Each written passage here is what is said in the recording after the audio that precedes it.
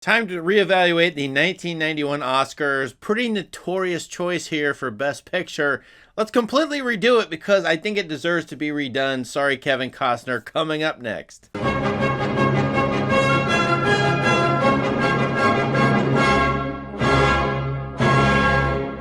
Right, I said this was a notorious choice back in 1991 for the 1990 movies. These are movies that were Oscar eligible in 1990. You can check out this website, atogt.com, to get the eligibility list. This is what I used to formulate my list for this video. Okay, it's notorious because, Scorsese probably deserved it out of the ones that were here in the Best Picture list. You have Awakenings, Ghost, Godfather Part 3, Goodfellas, and Dances with Wolves 1, the big giant Western epic from Kevin Costner, who directed and starred in it. But prior to the Oscars, I can kind of remember this. I'm old enough. A lot of people go, this is Scorsese's award. He's got to win it sometime. Goodfellas is a great movie. And then, of course, here we go again. This is like the previous year. I think it was the previous year. Driving Miss Daisy won out over a bunch of other great movies. So here, we have to repick this one. What would you choose? Let me know in the comments. Now, as usual, I give you my draft of nominees here, and other movies I think are noteworthy. Other people love them. I love them. I think they're pretty good or flawed. There they are. This is the biggest list by far. I've done the whole 80s and up to this point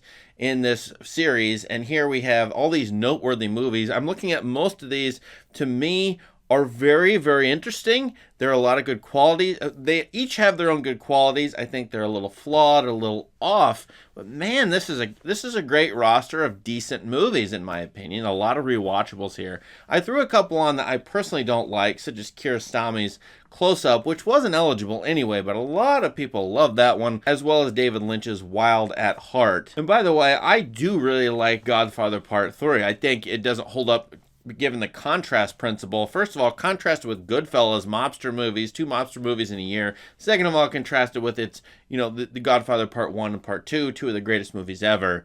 Just can't withstand it. Nothing could withstand that. So I actually like this movie. I know other people don't, but I've always appreciated it, and I don't care how flawed it is. But I'm putting it here in the noteworthy list. Up there at the top, my draft of nominees, I'm going to pick 5 movies from this as my Best Picture nominees. Now, there aren't a lot, so we're really, if we want to look at it and get out the not eligible movie, Life is Sweet by Mike Leigh, a very, very good movie. I'd love it for it to be eligible because it would definitely be on my Best Picture nominees list. I'm going to have to kick that one out. We look at the top 6. After Dark, My Sweet, maybe a noir nobody's ever heard of. Jason Patric's in it. It's a really, really good movie, I think. And we need more noirs, and I really appreciate the script and the ambiance of this one. The Cook, the Thief, His Wife, Her Lover, that's a Peter Greenaway movie. I think that's his most accessible movie by far. Well, at least from the 1980s, 90s period of his work. And check that one out if you want to see a Greenaway movie, which are always unique, always his own style. Nobody is like Peter Greenaway. Akira Kurosawa is here with Dreams, his last movie, a bunch of vignettes, I think 8 of them. Martin Scorsese appears as Vincent Van Gogh. It's basically Kurosawa's Dreams. It is probably easily the most beautiful movie in this list. Aesthetically, very pleasing. It's almost like, I don't know if I can even say it this way, a Studio Ghibli movie that is live action. And it's not quite right, but it kind of has that feel to me. It's a really, really gorgeous movie. Whit Stillman's debut, indie debut, Metropolitan, Jane Austen in modern day New York City, yuppie Gen X types. I really, really love this movie. I think it's fantastic. It's very funny to me, even though it's not of my class at all. I don't understand these people at all. The last movie, this is my own choice. I think it's getting knocked too much on the internet. It's a brilliant movie to me. Too Beautiful for You, starring Gerard Depardieu.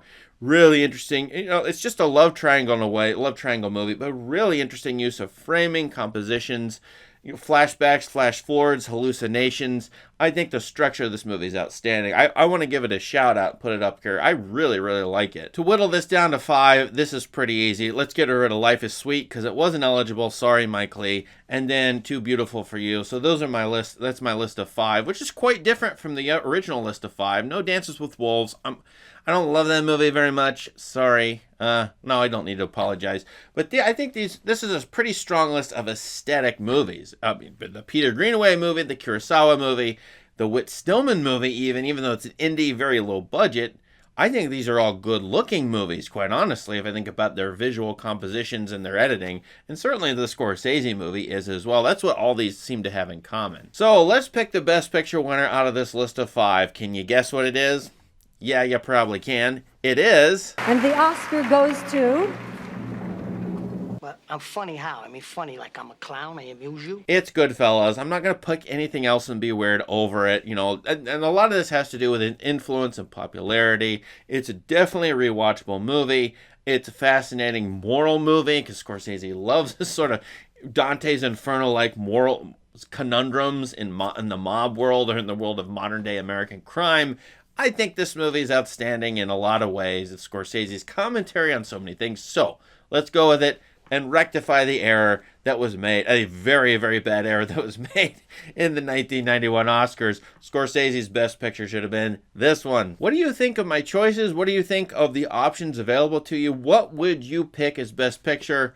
Or just even the nominees, any other movie that hasn't been named here that you would choose from 1990 that was eligible for 1991 or something you should talk about. Let us know in the comments. And please subscribe for more great content. Thank you. Have a great day.